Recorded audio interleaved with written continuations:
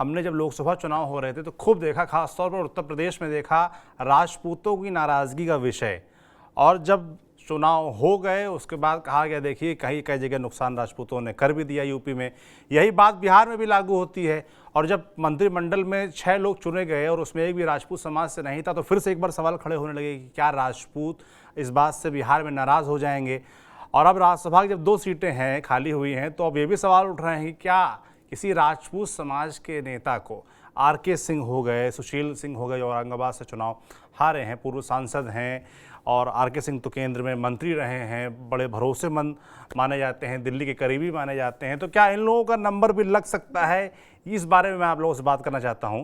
सुजीत, मैं आपसे पहले जानना चाहता हूं कि कैसी दावेदारी लग रही है? आर.के. सिंह हो गए या सुशील कुमार सिंह हो गए, क्या राजपूतों को मनाने के लिए या उनकी जो नाराजगी कही जा रही है उसको ठीक करने के लिए ऐसा कोई फैसला एनडीए ले सकता है?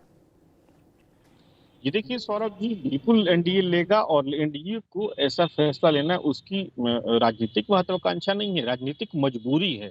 क्योंकि जिस तरीके से सुशील कुमार सिंह औरंगाबाद में हारे, आर.के. सिंह आरा में हारे, तो राजपूत समाज से एक प्रेजेंटेशन देना बीजेपी के लिए राजनीतिक मजबूरी बनी हुई है। अब यहाँ देखना ये होगा कि वरीयता किसकी है और दिल्ली की नजदीकी किससे है। सुशील कुमार सिंह औरंगाबाद के एमपी रहे, इसमें कहीं कोई शक नहीं है। वो बीजेपी के कद्दावर नेता रहे, इसमें भी कहीं कोई शक नहीं है।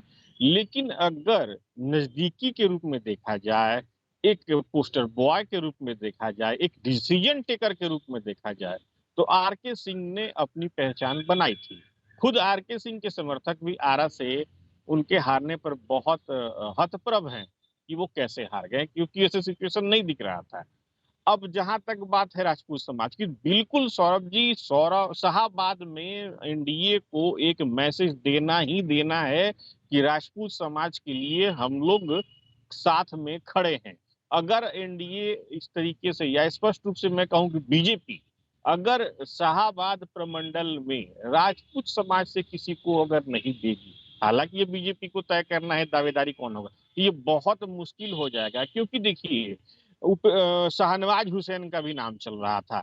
आप खुद इस चीज को महसूस करेंगे सौरभ जी कि अभी तक मोदी गवर्नमेंट में कोई भी ऐसा एक्सेप्टेबल चेहरा नहीं है मुस्लिम जो एक्सेप्ट हो सके। शाहनवाज आप हुसैन के पूरा बारे देख में सकते बात हैं करेंगे अभी शाहनवाज विस्तार हुसैन। से जी। लेकिन मैं अपनी बात पे आता हूँ। देखिए आर.के. सिंह और सुशील कुमार सिंह में अगर तुलना करके देखी जाए, तो एक उम्मीदवार के रूप में आर.के. सिंह थोड़ा 20 पड़ेंगे।